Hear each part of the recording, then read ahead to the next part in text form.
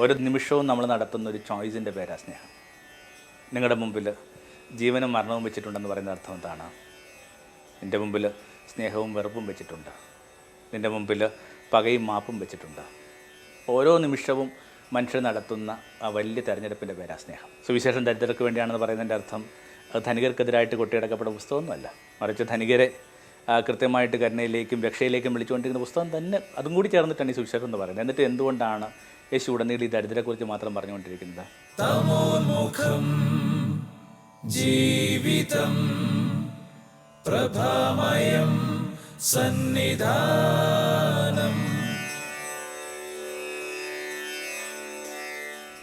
ഗുരുയാനത്തിലേക്ക് സ്നേഹവന്ദനം. സാമാന്യം ദീർഘമായ ഒരു സ്നേഹഭാഷണത്തിൻ്റെ ഒടുവിലത്തെ പൊട്ടും പൊടിയിലുമാണ് നമ്മളെത്തി നിൽക്കുന്നത്. 1 കൊറിന്ത്യർ 13 ആധാരമാക്കിയായിരുന്നു നമ്മുടെ ഈ ഒരു സ്നേഹസന്ധികൾ. ഇന്ന് മറിയത്തിൻ്റെ തിരുനാളാണ്. ഏതെങ്കിലും ഒരു മാതൃക നമുക്ക് ഉറ്റുനോക്കാനുണ്ടെങ്കിൽ മേരിയേക്കാൾ ഭേദപ്പെട്ട അധികം മാതൃകയൊന്നും ഭൂതലത്തിലുണ്ടാവില്ല. സ്നേഹത്തിൻ്റെ മിക്കവാറും എല്ലാ പാഠങ്ങളും നമുക്കിങ്ങനെ മേരിയിൽ നിന്ന് വായിച്ചെടുക്കാൻ പറ്റും. സ്നേഹത്തിൽ മനുഷ്യൻ കടന്നു പോകുന്ന സ്ട്രഗിള്, സ്നേഹത്തിൽ എങ്ങനെയാണ് മനുഷ്യർ ചങ്ക് പിളരുന്നതെന്ന്, സ്നേഹത്തിൽ എങ്ങനെയാണ് മനുഷ്യ ചില മുൻഗണനാക്രമങ്ങൾ പുലർത്തേണ്ടതെന്നുള്ളത്, സ്നേഹത്തിൽ എങ്ങനെയാണ് സ്ഥൈര്യം നിലനിർത്തേണ്ടതെന്നുള്ളതിൻ്റെയൊക്കെ ഏറ്റവും നല്ല വായന മേരി തന്നെ. മേരിയെ കുറേ കൂടി വായിക്കേണ്ടിയിരിക്കുന്നു. നിക്കോസ് കസിൻസാക്സ് പറയുന്ന ഒരു സ്റ്റേറ്റ്മെൻ്റ് ഉണ്ട്: ആരൊക്കെ അവനെ അന്വേഷിക്കുന്നു അവരൊക്കെ അവനെ കണ്ടെത്തുന്നു, ആരൊക്കെ അവനെ കണ്ടെത്തുന്നു അവരൊക്കെ അവനെ സ്നേഹിക്കുന്നു, ആരെയൊക്കെ അവനെ സ്നേഹിക്കുന്നു അവരെയൊക്കെ അവൻ തകർത്ത് കളയുന്നു. Hoover seeks him finds, Hoover finds him loves, and dum he shatters. ഇത് മേരിയിലിങ്ങനെ ഒരു അച്ചട്ട. സ്നേഹം കേവലം ഒരു അനുഭൂതിയല്ലെന്നും ഒരു വൈകാരികതയല്ലെന്നും മണലിൽ പണിത ഭവനമല്ലെന്നുള്ളതിൻ്റെ ഏറ്റവും നല്ല ഓർമ്മപ്പെടുത്തലാണ് മേരി. സ്നേഹം വലിയ ചോയ്സാണ്. ഓരോ നിമിഷവും നമ്മൾ നടത്തുന്ന ഒരു ചോയ്സിൻ്റെ പേരാണ് സ്നേഹം. നിങ്ങളുടെ മുമ്പിൽ ജീവനും മരണവും വെച്ചിട്ടുണ്ടെന്ന് പറയുന്ന അർത്ഥം എന്താണ്? നിൻ്റെ മുമ്പിൽ സ്നേഹവും വെറുപ്പും വെച്ചിട്ടുണ്ട്. നിൻ്റെ മുമ്പിൽ പകയും മാപ്പും വെച്ചിട്ടുണ്ട്. ഓരോ നിമിഷവും മനുഷ്യർ നടത്തുന്ന ആ വലിയ തെരഞ്ഞെടുപ്പിൻ്റെ പേരാണ് സ്നേഹം. അതിന് നിങ്ങൾ ഓപ്റ്റ് ചെയ്യുന്ന നിമിഷം തൊട്ട് ജീവിതം കൃത്യമായ നിലപാടുകളുടെ ഒരു സ്നേഹ ഇടമായിട്ട്, കൂടാരമായിട്ട് മാറുന്നു. മേരി നമ്മളെന്ന് ആഗ്രഹിക്കുന്നത് ഇത്തരം നിലപാടുകളാണ്. ഒരുതരം പ്രിഫറൻഷ്യൽ ലവ് എന്ന് പറയുന്ന ഒരു തലമുണ്ട്. നമ്മൾ പൊതുവേ പറയാറുണ്ട് എല്ലാവരും ഒരേപോലെ സ്നേഹിക്കണം. പക്ഷെ അതിനകത്ത് ഒരു പൊളിറ്റിക്കൽ ഒരു തെറ്റുണ്ട്, ഒരു സാമൂഹ്യപരമായ രാഷ്ട്രീയപരമായ തെറ്റുണ്ട്. കാരണം മനുഷ്യർ പല തട്ടുകളിലാണ് നിൽക്കുന്നത്. ഈ പല തട്ടുകളിലായി നിൽക്കുന്ന മനുഷ്യർ നിങ്ങൾ ഒരേപോലെ സ്നേഹിക്കുക എന്ന് പറയുന്നതിനകത്ത് എന്തോ കുഴപ്പമുണ്ട്. പക്ഷേ ഈ പ്രിഫറൻഷ്യൽ ലവ് എന്ന് പറയുന്ന സ്നേഹത്തിൻ്റെ മുൻഗണനാക്രമം എന്ന് പറയുന്ന പദം ആദ്യം നമ്മൾ അറ്റ് ലാർജായിട്ട് കേൾക്കുന്നത് ലാറ്റിൻ അമേരിക്കൻ പശ്ചാത്തലത്തിൽ നിന്നാണ്. അവിടെ ഇങ്ങനെ സഭ ദരിദ്രരുടെ സഭയാണെന്നും ദരിദ്രർക്ക് വേണ്ടിയുള്ള സഭയാണെന്നും ഒക്കെ തങ്ങളെ തന്നെ ഡിഫൈൻ ചെയ്തപ്പോൾ ആ പദം വലിയ മുഴക്കത്തോടെ ഒരിക്കൽ കൂടി പ്രപഞ്ചത്തിൽ മുഴങ്ങി, ഒരു ആത്മീയ ഭൂപടത്തിൽ മുഴങ്ങി. ഇതാണത് പ്രിഫറൻഷ്യൽ ലവ്. കുറേ കൂടി സ്നേഹം കുറേ കൂടി ദുർബലരായ മനുഷ്യർ അർഹിക്കുന്നുണ്ട്. ഇത് ഏതൊരമ്മയ്ക്കും പിടുത്തം കിട്ടുന്ന ഒരു വിചാരമാണ്. ഞങ്ങൾക്ക് 2 മക്കളുണ്ട്. ഒരാൾ ഭയങ്കര ബ്രൈറ്റാണ്, വേറൊരാൾ ഒരു പോഴനാണ്, വളരെ ഡള്ളാണ്. മക്കളെ ഒരേപോലെ സ്നേഹിക്കുക എന്ന് പറയുമ്പോൾ പോലും ഒരു ബുദ്ധിമതിയായ അമ്മയ്ക്ക്, ഇമോഷണലി ഇൻ്റലിജൻ്റായ ഒരു അമ്മയ്ക്ക് അറിയാം ഈ കൂടുതൽ കുറവുള്ള ഈ പറഞ്ഞ പ്രതിസന്ധികളുള്ള ഒരാളെ കുറേ കൂടി ചേർത്ത് പിടിക്കണം, അണച്ചു പിടിക്കണമെന്ന്. അത്രയും ലളിതമായ ഒരു സ്നേഹവിചാരമാണ് ഈ പ്രിഫറൻഷ്യൽ ലവ് എന്ന് പറയുക.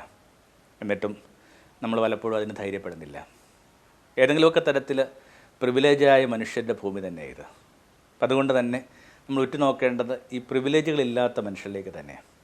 എന്താ ഈ പ്രിവിലേജ് എന്ന് മനസ്സിലാക്കാനായിട്ട് പണ്ടൊരു സ്പോർട്സ് പശ്ചാത്തലത്തിൽ ഒരു അധ്യാപകൻ കുഞ്ഞുങ്ങൾക്ക് കൊടുക്കുന്ന ഒരു ഇല്ലസ്ട്രേഷൻ ഉണ്ട്. ഒരു ഓട്ടമത്സരം ആരംഭിക്കാൻ പോവുകയാണ്. ഒരു 20 കുട്ടികൾ ഒരേ നിരയിൽ നിൽക്കുന്നു. അധ്യാപകൻ പറയുകയാണ്, നിങ്ങളുടെ കൂട്ടത്തിൽ ഈ അച്ഛനും അമ്മയും ഇപ്പോഴുമുള്ള ഒത്തിരി ഈ പറയുന്ന ഒറ്റയ്ക്ക് പേരൻസ് പിന്നെ വിദേശത്തിൻ്റെ ഒരു പശ്ചാത്തലത്തിൽ സിംഗിൾ മദറോ സിംഗിൾ പേരൻ്റ് എന്നൊക്കെ പറയുന്ന മക്കളുടെയൊക്കെ സാധ്യത കൂടുതലുള്ള സ്ഥലത്തു നിന്നാണ് അവർ ഈ പറഞ്ഞ 2 പേരുടെയും ഭാഗ്യമുള്ള കുട്ടികൾ മുമ്പോട്ട് വരാൻ പറഞ്ഞു. അപ്പോൾ പെട്ടെന്ന് ഈ 20 പേരിൽ നിന്ന് കുറച്ചധികം പേര് മുമ്പോട്ട് പോകുന്നു, 4-5 പേര് താഴത്തെ റോയിലാണ്. ഇങ്ങനെ ഓരോരോ കാര്യങ്ങൾ അധ്യാപനം ചോദിക്കുക. ഈ കൂട്ടത്തിൽ കൃത്യമായിട്ട് സ്കൂൾ ഫീസ് കൊടുക്കാൻ പറ്റുന്ന മുമ്പോട്ട് വരാൻ പറഞ്ഞു, കൊടുത്തുകൊണ്ടിരിക്കുന്നവർ. പിന്നെ പറയുന്നു ഈ കൂട്ടത്തിൽ 4 നേരം ഭക്ഷണമുള്ളവർ മുമ്പോട്ട് വരാൻ പറഞ്ഞു. ഇങ്ങനെ ഒരു 5 സൂചനകൾ വെക്കുമ്പോൾ തന്നെ ഈ മൈതാനത്തിൻ്റെ നല്ലൊരു ഭാഗത്തേക്ക് ഈ കുട്ടികൾ, ഈ പറഞ്ഞ 5 ഭാഗ്യങ്ങളുള്ള കുട്ടികൾ കയറിപ്പറ്റുകയാണ്. വിസിലൂതുന്നു. സ്വാഭാവികമായിട്ട് ഈ പറഞ്ഞ 5ാമത്തെ സെഗ്മെൻറ്റിൽ എത്തിയിരിക്കുന്ന ഫിൽട്ടർ ചെയ്യപ്പെട്ട് നിൽക്കുന്ന ഈ കുട്ടികൾക്ക് ഏതാനും കാലങ്ങൾ ഓടി എത്തിക്കഴിഞ്ഞാൽ തന്നെ അവർ ഫിനിഷിംഗ് പോയിൻ്റായി. ഒടുവിലത്തെ നിരയിൽ നിൽക്കുന്ന ഈ കുട്ടികൾക്ക് നന്നായിട്ട് സ്ട്രഗിൾ ചെയ്യേണ്ടതായിട്ട് വരും. പലതും നമ്മുടെ പ്രിവിലേജാണ്. ഇപ്പോൾ പുരുഷൻ എന്ന നിലയിലുള്ള പ്രിവിലേജ്, ആൺകുട്ടി എന്ന നിലയിലുള്ള പ്രിവിലേജ്, അധ്യാപകൻ എന്ന നിലയിലുള്ള പ്രിവിലേജ്, പേരൻ്റ് എന്നുള്ള പ്രിവിലേജ്. അപ്പോൾ ഇങ്ങനെ പ്രിവിലേജ്ഡായിട്ടുള്ള ഏതെങ്കിലും തരത്തിലൊരു പ്രിവിലേജ് അനുഭവിക്കുന്ന മനുഷ്യർ, കുറേ കൂടി അണ്ടർ പ്രിവിലേജായിട്ടുള്ള മനുഷ്യർ, പ്രിവിലേജ് ഇല്ലാത്ത മനുഷ്യരോടൊക്കെ കുറേ കൂടി ആഭിമുഖ്യം പുലർത്തുന്നതെന്ന് വിളിക്കുന്ന വാക്കാണ് പ്രിഫറൻഷ്യൽ ലവ്. ഇതെല്ലായിടത്തും അങ്ങനെ ഒരു ഭംഗിയുള്ള ഒരു നിലപാട് നിശ്ചയമായിട്ട് സ്വീകരിക്കപ്പെടേണ്ടതാണ്. സുവിശേഷം ദരിദ്രർക്ക് വേണ്ടിയാണെന്ന് പറയുന്നതിൻ്റെ അർത്ഥം അത് ധനികർക്കെതിരായിട്ട് കൊട്ടിയടക്കപ്പെട്ട പുസ്തകമൊന്നുമല്ല. മറിച്ച് ധനികരെ കൃത്യമായിട്ട് കരുണയിലേക്കും രക്ഷയിലേക്കും വിളിച്ചുകൊണ്ടിരിക്കുന്ന പുസ്തകം തന്നെ, അതും കൂടി ചേർന്നിട്ടാണ് ഈ സുവിശേഷം എന്ന് പറയുന്നത്. എന്നിട്ട് എന്തുകൊണ്ടാണ് യേശു ഉടനീളം ഈ ദരിദ്രരെക്കുറിച്ച് മാത്രം പറഞ്ഞുകൊണ്ടിരിക്കുന്നത്? കാരണം അവർക്ക് കുറച്ചുകൂടി ഇതിൻ്റെ ഒരു അണ്ടർ പ്രിവിലേജ് എന്ന് പറയുന്ന നിലയിൽ സുവിശേഷത്തിൻ്റെ സാധുത കൂടുതലുണ്ട്, അല്ലെങ്കിൽ അതിനുള്ള അവകാശം കൂടുതലുണ്ട്. അപ്പോൾ എല്ലാവരെയും ഒരേപോലെ സ്നേഹിക്കുമ്പോൾ കുറേ കൂടി പരിക്കുകളുള്ള, കുറേ കൂടി ഫ്രജൈലായ, കുറേ കൂടി വൾണറബിലിറ്റി ഉള്ള, കുറേ കൂടി ഇൻഫീരിയോറിറ്റി അനുഭവിക്കുന്ന ഇടങ്ങളിലേക്ക് കുറേ കൂടി ശ്രദ്ധ പതിയേണ്ട ബാധ്യതയുണ്ടെന്നുള്ളതിൻ്റെ ഏറ്റവും ശക്തമായ ഓർമ്മപ്പെടുത്തലാണ് എൻ്റെ മേരി. മേരി എപ്പോഴും അങ്ങനെയായിരുന്നു. ഈ പറഞ്ഞ ഒരു കല്യാണ വീട്ടിൽ നിൽക്കുമ്പോൾ പോലും ആ വീടിൻ്റെ ആഘോഷങ്ങളിലല്ല മേരിയുടെ ശ്രദ്ധ, മറിച്ച് പെട്ടെന്ന് തീർന്നു പോകുന്ന ആ വീടിൻ്റെ ഗൃഹനാഥൻ്റെ അപമാനത്തിലേക്കാണ്. ഇന്നതിൻ്റെ ചിത്രമൊക്കെ നമ്മൾ വരക്കുമ്പോഴേക്കും വലിയൊരു ആഘോഷത്തിൻ്റെ ചിത്രമൊക്കെ നമ്മൾ വരച്ച് കിട്ടുന്നത്.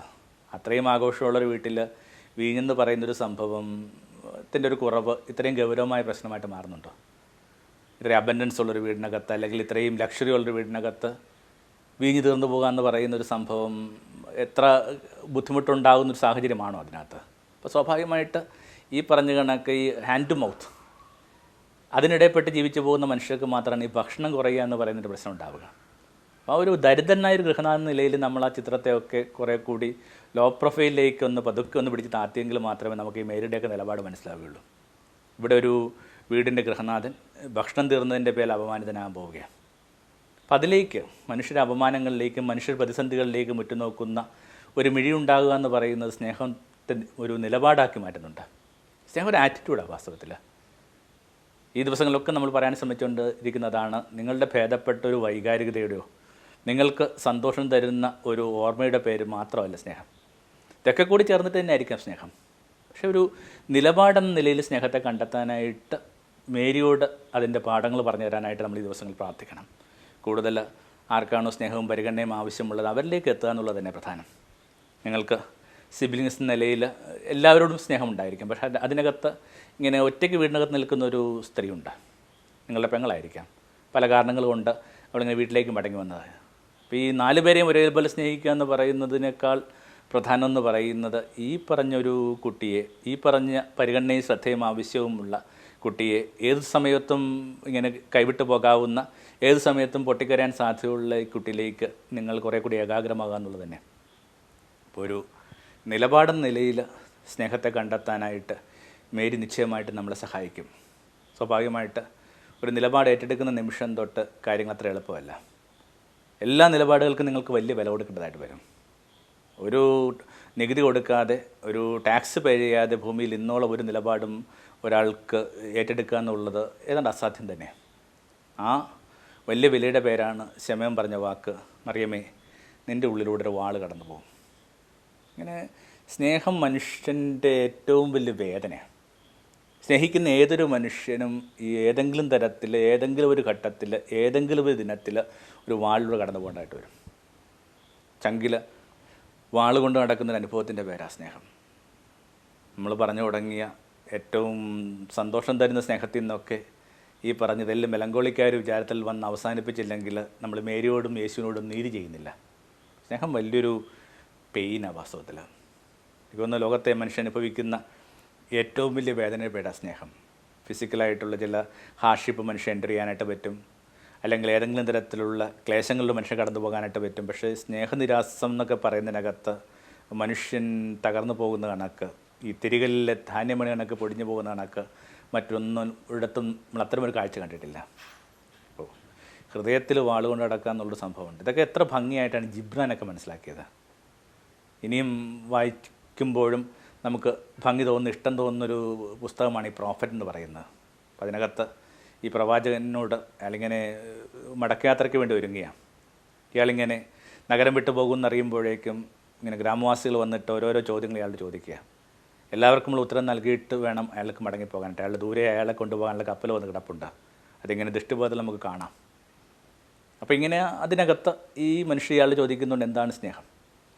അപ്പോൾ ഈ മനുഷ്യൻ, ഈ പ്രവാചകൻ പറയുന്നൊരു വാക്കുണ്ട്, സ്നേഹം നിങ്ങളെ വിളിക്കുമ്പോൾ പോയിക്കൊള്ളുക. അതിൻ്റെ ചിറകുകൾക്കിടയിൽ ഒളിപ്പിച്ച ആ ഒരു വാള് നിങ്ങളെ മുറിവേൽപ്പിക്കുമെങ്കിലും. അപ്പം സ്നേഹത്തിൻ്റെ ചിറകുകൾക്കിടയിൽ നിശ്ചയമായിട്ടൊരു വാളുണ്ട്. സ്വാഭാവികമായിട്ട് ജിബ്രാനൊക്കെ ഇതെഴുതുമ്പോൾ നിശ്ചയമായിട്ടും ആ ശമേവൻ്റെയൊക്കെ ഒരു പശ്ചാത്തലവും പ്രോഫസിയും ഒക്കെ മനസ്സിലുണ്ടാവണം. അമ്മേ, നിൻ്റെ ഉള്ളൊരു വാൾ കടന്നു പോകും. ഓർമ്മിക്കണം, ഒരു മർനൈറ്റ് പ്രീസ്റ്റിൻ്റെ മകൻ കൂടിയാണ് ഈ പറഞ്ഞ ജിബ്രാൻ എന്ന് പറയുന്നത്. അപ്പോൾ ഒരു വേദപുസ്തകവുമായി ബന്ധപ്പെട്ട സവിശേഷമായ ചില ബാല്യ അനുഭൂതികളൊക്കെ ഈ മനുഷ്യനുണ്ട്. അതുകൊണ്ട് തന്നെയാണ് ഈ വേദപുസ്തകത്തോട് തോന്നിപ്പിക്കുന്ന, ചേർന്ന് നിൽക്കുന്ന വരികളൊക്കെ ഈ പറഞ്ഞ മനുഷ്യൻ്റെ തൂലികളിൽ നിന്ന് വരുന്നത് തന്നെ ഞാൻ വിചാരിക്കുക. സ്നേഹം നിങ്ങളെ വിളിക്കുമ്പോൾ പൊയ്ക്കൊള്ളുക, അതിൻ്റെ ചിറകുകൾക്കിടയിൽ ഒളിപ്പിച്ച വാൾ നിങ്ങളെ മുറിവേൽപ്പിക്കുമെങ്കിലും. സ്നേഹം നിങ്ങളെ പൊടിച്ചു കളയുന്നതൊക്കെ അല്ല പിന്നീട് പറയുന്നുണ്ട്. ഈ അർച്ചനയ്ക്ക് വേണ്ടിയുള്ള അപ്പത്തിന് വേണ്ടി എങ്ങനെയാണോ ഗോതമ്പ് പൊടിയുന്നത് അത് കണക്കാം. സ്നേഹത്തെക്കുറിച്ചുള്ള ആ ഭംഗിയുള്ള, കവിതയുള്ള ആ ഭാവനകളൊക്കെ ഒന്ന് പതുക്കെ അഴിച്ചു വെക്കാനുള്ള നേരമായി. എന്നിട്ട് ഒരു നിലപാടെന്ന നിലയിൽ, ചങ്കിൽ കൊണ്ട് നടക്കുന്നൊരു വാളെന്ന നിലയിലൊക്കെ സ്നേഹത്തെ തിരിച്ചറിയാനുള്ള വൈകിയ മുഹൂർത്തമാണിത്. പിന്നെ സ്വാഭാവികമായിട്ട് മേരി പുലർത്തുന്നൊരു സ്ഥൈര്യമുണ്ട്. അവസാനത്തോളം ഈ പറഞ്ഞ ഈ സ്ത്രീ യേശുവിനോടൊപ്പമുണ്ട്. നമുക്ക് ആരുടെയും വിധി മാറ്റാനായിട്ട് പറ്റില്ല. വിധി എന്ന അർത്ഥത്തിൽ നമ്മൾ പൊതു ഉദ്ദേശിക്കുന്ന അർത്ഥത്തിലല്ല, ഒരു എത്തിച്ചേരുന്ന പ്ലൈറ്റ്, അതിനകത്ത് നമുക്ക് ഒരു തരത്തിലും മാറ്റാനാവത്തില്ല. പക്ഷേ ഏത് വിധിയിലും കൂടുണ്ടെന്ന് പറയുന്ന വലിയ ഉറപ്പിൻ്റെ പേരാ മേരി. നമ്മൾ വായിച്ച് കേൾക്കുന്നുണ്ട്, ഇവൾ എവിടെ വന്നിട്ടാണ് മേരിയുടെ കഥ വേദപുസ്തകം അവസാനിപ്പിക്കുന്നത്? അതിങ്ങനെയാണ്, കുരിശിൻ ചുവട്ടിൽ അവൻ്റെ അമ്മയുണ്ടായിരുന്നു. മതി. ഇതിനേക്കാൾ കൂടുതൽ എന്താണ് മേരിയുടെ സ്നേഹത്തെ ഡിഫൈൻ ചെയ്യാനായിട്ട്, മേരിയുടെ സ്നേഹത്തിലേക്ക് ഇങ്ങനെ കണ്ണു തുറക്കാനായിട്ട് നിങ്ങൾക്ക് പ്രേരണയാവേണ്ടത്? ഒരാൾ അപമാനിതനായിട്ട് നിലവിളിച്ച് കടന്നു പോകുന്ന ചെറുപ്പക്കാരനായ മകൻ്റെ കാൽച്ചുവട്ടിൽ ഒരു സ്ത്രീ ഇങ്ങനെ നോക്കി നിൽപ്പുണ്ട്. അവസാനത്തോളം കൂടെ ഉണ്ടായിരിക്കുമെന്നുള്ളതാണ് സ്നേഹം ഭൂമിക്ക് കൊടുക്കുന്ന ഏറ്റവും വലിയ വാഗ്ദാനം. പണ്ട് ഒരു 10-12 പേരെ അല്ലെങ്കിൽ 70 പേരെ ഭൂമിയുടെ അതിരുകളിലേക്ക് അയക്കുമ്പോൾ ആ ഒരു കട്ടമരത്തിലിരുന്നു കൊണ്ട് അയാൾ പറഞ്ഞത് ഇങ്ങനെയാണ്, നിങ്ങൾ പോകുമ്പോൾ ഏത് നഗരമാണ് നിങ്ങൾ സ്വീകരിക്കുന്നത് അവിടെ ആയിരിക്കുക, ആ ഏത് നഗരത്തിലാണോ അർഹതയുള്ള മനുഷ്യരുള്ളത് അവരോടൊപ്പമായിരിക്കുക. അടുത്ത വരി ഇങ്ങനെയാണ്, നഗരം വിടുവോളം അവരോടൊപ്പമായിരിക്കുക. എന്തിനകത്തും ഈ അവസാനത്തോളം കൂടെ ആയിരിക്കുക എന്നുള്ള പ്രധാനം. അതെന്തുമാവട്ടെ, ഏതു തരത്തിലുള്ള സ്നേഹാനുഭവമാവട്ടെ, നമ്മൾ ഏതൊക്കെ ലേബലുകളിൽ ഈ സ്നേഹത്തെ ഇങ്ങനെ പങ്കിട്ടോ ഒക്കെ നൽകാൻ ശ്രമിക്കുമ്പോൾ ഓർമ്മിച്ചു കൊള്ളണം, എല്ലാ സ്നേഹത്തിലുമുള്ള ഒരു ഓൾ അബൈഡിങ് ആയിട്ടുള്ള ഒരു വിചാരം ഇതാണ്, നഗരം വിടുവോളം കൂടെ ആയിരിക്കുക. ആരെയും ഇങ്ങനെ പാതി വഴി വിട്ടിട്ട് പോകാൻ പാടില്ല. മേരിയോട് ഏതെങ്കിലും തരത്തിലൊരു പ്രാർത്ഥന നിങ്ങൾ ആഗ്രഹിക്കുന്നുണ്ടെങ്കിൽ ഇന്ന് പ്രാർത്ഥിക്കേണ്ട അത് തന്നെയാണ്. ഇങ്ങനെ ഉറ്റവരുടെ ഒറ്റ യാത്രകളിൽ, ഏകാന്ത യാത്രകളിൽ, ഉറ്റവരുടെ കാൽവരികളിൽ, ഉറ്റവരുടെ നിലകളിലൊക്കെ കൂടെ ആയിരിക്കാനായിട്ട് ഞങ്ങളെ സഹായിക്കണമേ. പലപ്പോഴും അത് അല്പം പോലും സന്തോഷം തരുന്നൊരു അനുഭവമല്ല. അത് നമുക്ക് നന്നായിട്ട് ബോധ്യപ്പെടുന്നതാണ്. സന്തോഷങ്ങളിൽ കൂടെ ആയിരിക്കുക എന്നുള്ളതാണ് ഏറ്റവും എളുപ്പം. പക്ഷേ സങ്കടങ്ങളെ ആദ്യത്തേക്ക് ഒരു തലം കഴിയുമ്പോഴേക്കും, നമ്മൾ കുറച്ച് കഴിയുമ്പോൾ മനുഷ്യരുടെ സങ്കടങ്ങൾ നമ്മൾ കാര്യമായിട്ടുള്ള വ്യതിയാനം ഉണ്ടാക്കുന്നില്ല, കാര്യമായിട്ടുള്ള ചലഞ്ച് ഉണ്ടാക്കുന്നില്ല, കാര്യമായ പ്രതിധ്വനി ഉണ്ടാക്കുന്നില്ല. നമ്മളതൊക്കെ ആയിട്ട് ഇങ്ങനെ പതുക്കെ കാലസാവും. അവസാനത്തോളം ഇങ്ങനെ കൂടെ പോകുക എന്നുള്ള പ്രധാനം. ദമ്പതികൾക്കുള്ള റിട്രീറ്റിലൊക്കെ ഞാൻ ഈ വാക്കൊന്ന് എംബോസ് ചെയ്ത് പറഞ്ഞു കൊടുക്കാറുണ്ട്. നഗരം വിടുവോളം ഒരുമിച്ചായിരിക്കുക, അവസാനത്തോളം കൂടെ ആയിരിക്കുക. എന്തിനകത്തും അങ്ങനെ തന്നെയാണ്. സൗഹൃദമായാലും പ്രണയമായാലും പരിണയമായാലും ഈ അവസാനത്തോളം കൂടെ പോകുക എന്നുള്ളത് തന്നെ പ്രധാനം. ഒരു കല്യാണം തന്നെ എടുക്കുക. എന്തൊരു കിളുന്ത് പ്രായത്തിലാണ് മനുഷ്യ ഇങ്ങനെ കൈകോർത്തൊരു മദ്ബഹയുടെ മുമ്പിൽ നിൽക്കുന്നത്. നിങ്ങൾക്കൊരു പക്ഷേ സ്ത്രീ എന്ന നിലയിൽ 21 വയസ്സ്, അയാൾക്കൊരു 25 വയസ്സ്. എന്ത് കിളുന്ത് പ്രായമാണ്. ആ കിളുന്ത് പ്രായത്തിൽ 2 ആൺകുട്ടികൾ, ഒരു ആൺകുട്ടിയും അല്ലെങ്കിൽ മുതിർന്നൊരു ആൺകുട്ടിയും മുതിർന്നൊരു പെൺകുട്ടിയും, സ്ത്രീ എന്നോ പുരുഷനെന്നോ പോലും വിളിക്കപ്പെടാനായിട്ടുള്ള ഒരു മാനസിക പക്വതയോ എക്സ്പോഷർ ഇല്ലാത്തൊരു കാലത്തിനകത്ത് 2 പേര് യാത്ര തുടങ്ങിയാണ്. ജീവിതം ഇനിയും മുമ്പോട്ടുണ്ട്. ഏതാണ്ട് നിങ്ങളിപ്പോൾ ജീവിച്ച ജീവിതത്തിൻ്റെ ഒരു 2 മടങ്ങെങ്കിലും നിങ്ങൾ ഒരുമിച്ച് ജീവിച്ച് തീർക്കേണ്ടതാണ്. അവസാനത്തോളം കൂടെ ആയിരിക്കുക. ഒരു ദിവസം രണ്ടിലൊരാളുടെ കൈ ഇങ്ങനെ തണുക്കും. ആ കൈ തണുക്കുമ്പോൾ നിൻ്റെ കരങ്ങളിലായിരിക്കണമേ ആമേൻ എന്നൊരു പ്രാർത്ഥന. ഞാനിത് പറയുമ്പോൾ ഈ പറഞ്ഞ കണക്ക് ഈ ചെറുപ്പം പുരുഷന്മാരുടെയും സ്ത്രീകളുടെയും കണ്ണു നിറയുന്നത് ഞാൻ കണ്ടിട്ടുണ്ട്. അതിൻ്റെ കൂടെ തന്നെ ഞാൻ പലപ്പോഴും കൂട്ടിച്ചേർക്കാറുള്ളൊരു കാര്യം, ഏകദേശം അതിൻ്റെയൊക്കെ തന്നെ ഒരു ആനുപാതികമായിട്ട് ഈ ദേശത്ത് ഇങ്ങനെ യേശുവിന് വേണ്ടി ജീവിക്കാൻ വേണ്ടി നിശ്ചയിച്ചിറങ്ങിയിട്ടുള്ള പുരുഷന്മാരും സ്ത്രീകളുമൊക്കെ ഉണ്ട്. എന്തുമാത്രം കഥകൾ കേൾക്കുമ്പോഴും എന്തുമാത്രം തർക്കങ്ങൾ അവരെ മീതെ ഉണ്ടാകുമ്പോഴും ഇതൊന്നും അറിയാതെ വളരെ തങ്ങളുടെ ജീവിതത്തെ നിഷ്കളങ്കമായിട്ട് ജീവിക്കാൻ ആഗ്രഹിക്കുന്ന ഇങ്ങനെ നൂറുകണക്കിന് സ്ത്രീകളും പുരുഷന്മാരും ഈ നാട്ടിലുണ്ട്. അവരെങ്ങനെയാണ് ഇതിനെ വായിച്ചെടുക്കുന്നത്? അവരും ഇതിനെ ഭംഗിയായിട്ട് വായിച്ചെടുക്കണം. കാരണം ഇതിനേക്കാൾ കിളുന്ത് പ്രായത്തിൽ ഒരു 15 വയസ്സുള്ളപ്പോൾ അല്ലെങ്കിൽ 17 വയസ്സുള്ളപ്പോൾ ഈ പറഞ്ഞ ഒരാളുടെ കൈക്ക്, അയാളുടെ പരുക്കൻ കൈകൾക്കകത്ത് നല്ലതുപോലെ പണിത ആ കൈകളിൽ നല്ലതുപോലെ അധ്വാനിച്ച ആ തഴമ്പിൻ്റെ പാടുള്ള ആ കരങ്ങളിൽ മുറുകെ പിടിച്ചതാണ്. യാത്ര ആരംഭിച്ചിട്ടേ ഉള്ളൂ. എന്തായാലും അയാളുടെ കൈ ഒരിക്കലും അയയാൻ പോകുന്നില്ല. ഏതെങ്കിലും ഒരു ദിവസം നിങ്ങളുടെ കൈ അയയുമ്പോൾ അത് അയാളുടെ കരങ്ങളിലായിരിക്കണമേ. എനിക്കൊരു വളരെ ബന്ധുവായിട്ടുള്ള ഒരു കാലത്ത് ഒരു വൈദികനുണ്ട്. അദ്ദേഹത്തിൻ്റെ പട്ടത്തിൻ്റെ ദിവസം അദ്ദേഹത്തിൻ്റെ അമ്മ പറഞ്ഞ കണക്കാണ്. കുടുംബ പ്രാർത്ഥന കഴിയുമ്പോഴേക്കും അമ്മ മകനോട് പറഞ്ഞു, മോനെ എനിക്കൊറ്റ പ്രാർത്ഥനയേ ഉള്ളൂ. എന്താണത്? ഇന്ന് നീ കയ്യിലെന്തിയ ആ കാസ മരിക്കുമ്പോഴും നിൻ്റെ കയ്യിലുണ്ടാവണം.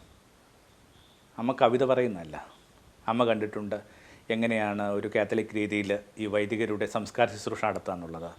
അവരർപ്പിക്കാനായിട്ട് ഉപയോഗിച്ചെന്ന് കരുതുന്ന അതിൻ്റെ ഒരു പ്രതീകമെന്ന നിലയിലെങ്കിലും എടുക്കാൻ പറ്റുന്ന ഒരു കാസ ഇങ്ങനെ കയ്യിൽ പിടിച്ചുകൊണ്ടാണ് ഒരു അന്ത്യയാത്ര. എല്ലാം അവസാനത്തോളമാവട്ടെ. സ്നേഹം ആരെയും പാതി വഴിക്ക് വിടുന്നില്ല. എക്സ്ക്ലൂസീവ് ആയിട്ടുള്ള ഒരു സ്നേഹത്തേക്ക് വിളിക്കുന്ന വാക്കാണ് ദാമ്പത്യം. അൺകണ്ടീഷണലായിട്ട് ലോകത്തെ സ്നേഹിക്കാനായിട്ട് അവിടെ നമ്മളെ പഠിപ്പിക്കുമ്പോഴും നമുക്കറിയാം ഉപാധിയില്ലാത്തൊരു സ്നേഹം അത്ര എളുപ്പമല്ല. ഒത്തിരി പരിണാമങ്ങളിലോ പരിവർത്തനങ്ങൾ കടന്നു പോയിട്ട് മാത്രമേ നമ്മൾ അതിൻ്റെ ഒരു കടവത്തെത്തുകയുള്ളൂ. അപ്പം അതുകൊണ്ട് തന്നെ നമ്മളെ കണക്കുള്ള ശരാശരി മനുഷ്യർക്ക് എടുക്കാവുന്നൊരു ചലഞ്ച് ഇതാണ്. നിങ്ങളുടെ ഒരു എക്സ്ക്ലൂസീവ് ലവ് ഉണ്ട്. ഒരു ചങ്ങാതിയാവാം, കുട്ടിയാവാം, അല്ലെങ്കിൽ ഈ പറഞ്ഞ കണക്ക് സ്പൗസ് ആവാം. അവർ നിങ്ങൾക്ക് അൺകണ്ടീഷണലായിട്ട് സ്നേഹിക്കാൻ പറ്റുമോ? ഏറ്റക്കുറച്ചിലുകളില്ലാതെ, ഗ്രാഫ് വ്യതിയാനങ്ങളുടെ മീതെ തകരാതെ, അവരുടെ മൂഡ് സ്വിങ്സിനെ കുറിച്ച് പരാതിപ്പെടാതെ നിങ്ങൾക്ക് അവസാനത്തോളം സ്നേഹിക്കാൻ പറ്റുമോ? ഒരു തരം നായ ജീവിതമാണ് സ്നേഹം. നമുക്കറിയാം ഇങ്ങനെ എന്തുമാത്രം സ്പീഷീസ് ഉള്ള ഭൂമിയാണ് ഇത്. എന്നിട്ടും മനുഷ്യനുമായിട്ട് ഇത്രയും പരിചയവും സഹവർത്തിത്വം വന്നിട്ടും ഇന്നോളം ഒരു ജീവിയും മനുഷ്യനെ പിന്തുടരാനായിട്ട് തയ്യാറായില്ല. മനുഷ്യനെ പിന്തുടരാനായിട്ട് തയ്യാറായത് നായ മാത്രമാണ്. ചിലപ്പോൾ അവഗണിക്കാം, ചിലപ്പോൾ ഇങ്ങനെ പിൻകാല് കൊണ്ട് തട്ടിമാറ്റിയാലും ഒരു നായ ഇങ്ങനെ അവസാനത്തോളം പോകും. യേശു ഒരു സ്ത്രീ വിളിക്കുന്ന വാക്ക് പോലും അങ്ങനെയാണ്, നായ. അപ്പോൾ കേൾക്കുമ്പോൾ വലിയ ബുദ്ധിമുട്ടുണ്ടാക്കുന്ന ഒരു സാഹചര്യത്തെ നമ്മൾ വായിച്ചെടുക്കുന്നത്. പക്ഷേ ആ വാക്കിനകത്ത് അവൾ തളർന്നില്ല. കാരണം കഴിഞ്ഞ ഏതാനും ദിവസങ്ങളായിട്ട് അവൻ്റെ ശ്രദ്ധ ആകർഷിക്കാനായിട്ട് അവൾ ശ്രമിച്ചുകൊണ്ടിരിക്കുകയായിരുന്നു. സ്നേഹം ഒരിക്കലും നിരാശപ്പെടുന്നില്ല. സ്നേഹം ഇങ്ങനെ പിന്തുടരുക എന്ന് പറയുന്നൊരു സംഭവമുണ്ട്. കാര്യം ലൈറ്റായിട്ടുള്ള സിനിമാ കഥയാണെങ്കിൽ പോലും പഴയകാലത്തിൽ സിനിമയൊക്കെ എന്തായിരുന്നു? ഒരാൾക്ക് ഒരാളോട് സ്നേഹം തോന്നുന്നു, എന്നിട്ട് ഈ 3 മണിക്കൂർ സിനിമയ്ക്കകത്തും അവളുടെ എല്ലാത്തരം എന്ത് ചെയ്യുന്നുണ്ട് അവഗണനയ്ക്കും അവൾ എന്തുമാത്രം തട്ടിമാറ്റുമ്പോൾ ഇയാൾ അവളെ പിന്തുടരാൻ ശ്രമിക്കുന്ന കഥകളായിരുന്നു മിക്കവാറും എല്ലാ പഴയ സിനിമക്കാരെയും കണ്ടത്. കാലം വ്യത്യാസമൊന്നും ഉണ്ടാക്കുന്നില്ല. കാലം സ്നേഹത്തിൻ്റെ ഒരു ബേസിക് നിയമം തന്നെയാണ്. എത്ര അവഗണിക്കപ്പെടുമ്പോഴും, എത്ര ഒഴിവാക്കപ്പെടുമ്പോഴും, എത്ര തട്ടിമാറ്റപ്പെടുമ്പോഴും ഇവളിങ്ങനെ കൂടെ പോകാനായിട്ട് ശ്രമിക്കുക. അവളോടാണ് യേശു പറഞ്ഞത്, മക്കൾക്കുള്ള നായ്ക്കൾക്ക് കൊടുക്കേണ്ട ബാധ്യതയില്ല. ആ വാക്കിനകത്ത് അവൾ തകർന്നു പോകേണ്ടതാണ്. പക്ഷെ അവൾ തകർന്നു പോയില്ല. അവൾ ആകപ്പാടെ പറഞ്ഞ ഇതാണ്, അതിനെന്താ, നായ തന്നെ, എന്താ കുഴപ്പം? നായ്ക്കളും ഈ പറയുന്ന മക്കളുടെ മേശയിൽ നിന്ന് വീഴുന്നത് ഭക്ഷിക്കാറില്ലേ? യേശു അടിമുടി ഉലഞ്ഞു പോവുകയാണ്. നിറമൊഴികളോട് അവിടെ നിന്ന് പറയുകയാണ്, ഇതുപോലൊരു വിശ്വാസം ഞാനെങ്ങും കണ്ടിട്ടില്ല. ഇസ്രയേലിൽ കണ്ടു. കാരണം ഇസ്രയേൽ എന്ന് പറയുന്നത് ആ ഒരു നാടിൻ്റെ കോണ്ടസ്റ്റ് അനുസരിച്ചിട്ട് വിശ്വാസത്തിൻ്റെ ബെഞ്ച് മാർക്കാണ്. ഇപ്പോൾ അതിനും മീതെ ഇങ്ങനെ ഉയരുകയാണ്. ഇതുപോലെ വിശ്വാസം. അപ്പോൾ സ്നേഹമായാലും വിശ്വാസമായാലും അത് വെളിപ്പെട്ട് കിട്ടേണ്ടത് സ്ഥൈര്യം കൊണ്ടാണ്. അവസാനം വരെ കൂടൊപ്പം ചെല്ലുക. ഒരുമിച്ചാണ് നിങ്ങൾ ഈ കൊച്ചു വർത്താനങ്ങൾ, സ്നേഹത്തിൻ്റെ കൊച്ചു വർത്താനങ്ങൾ കേൾക്കുന്നെങ്കിൽ വെറുതെ ഒന്ന് മേരിയെ മനസ്സുകൊണ്ട് നമസ്കരിച്ച് അടുത്തിരിക്കുന്ന ആളുടെ കൈ ഒന്ന് മുറുക്കെ പിടിക്കുക. കുറേ കാലം കഴിയുമ്പോൾ ഈ കൈ, ഞങ്ങളൊരാളുടെ കൈ തണുക്കുമ്പോൾ അത് അവളുടെ കയ്യിലായിരിക്കണമേ. ആമേൻ. തമോന്മുഖം ജീവിതം പ്രഭാമയം സന്നിധാനം. തമോന്മുഖം ജീവിതം പ്രഭാമയം സന്നിധാനം.